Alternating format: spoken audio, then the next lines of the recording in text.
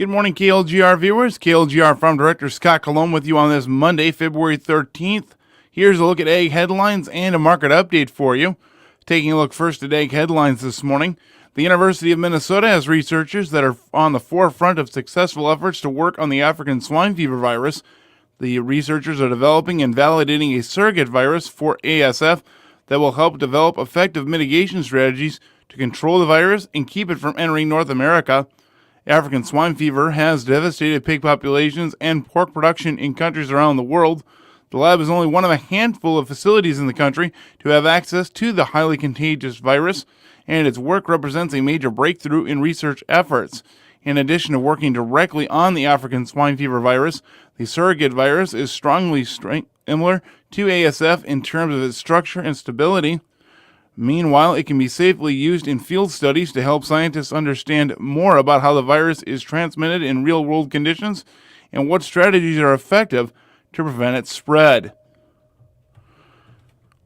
Also this morning, a University of Florida report says that Hurricane Ian caused over $1 billion worth of egg production losses.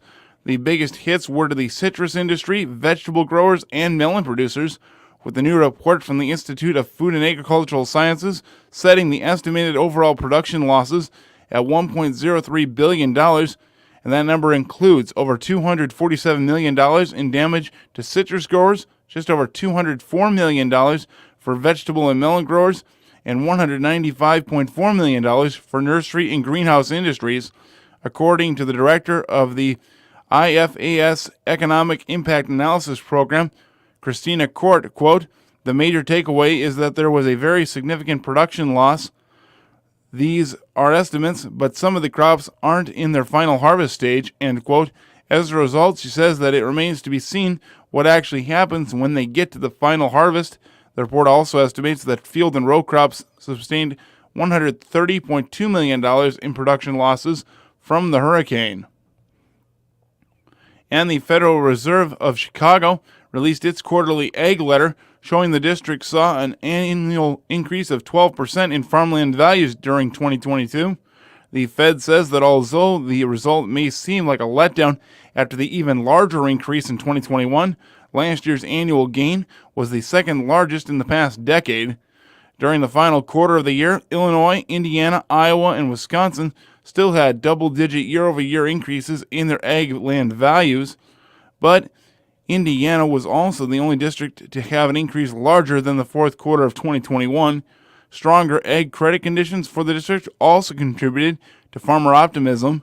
The share of the district's farm loan portfolio assessed as having major or severe repayment problems was 1.2% in the fourth quarter, lower than the share reported in any final quarter since the data collection began in 1998. That is a look at egg headlines this morning. Time for a check of markets. Right now, March corn down 1 1/4 at $6.79 1/4. December down 3 pennies at $5.93 even. March soybeans down 3/4 at $15.41 3/4, while November's up a penny at $13.79 3/4.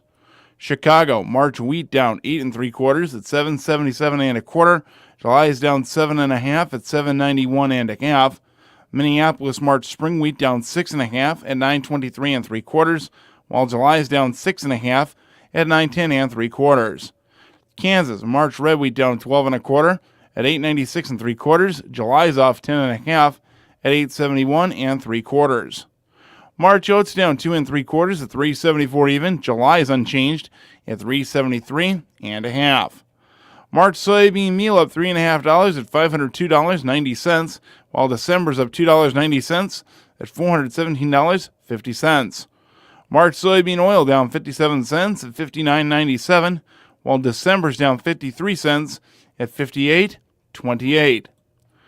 On the livestock markets, February live cattle closed Friday up 37.5 cents and opens the day at $161.20. June closed up 22.5 cents and opens today at $159.75. April lean hogs closed unchanged and opens today at $83.32.5. June lean hogs also closed Friday unchanged and opens today at $101.65.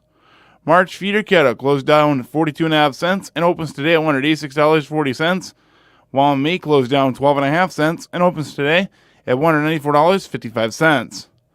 February pork cutouts closed Friday down 65 cents and opens today at 80 3/4, while May closed down a nickel and opens at 99 1/4. On the Class 3 milk futures, February is unchanged at $17.94, while April's up a nickel at $18.44 per hundredweight. That's Look at Egg headlines and a market update for you here on KLGR. I'm Farm Director Scott Colomb. Thanks for watching Farm News Online at myklgr.com.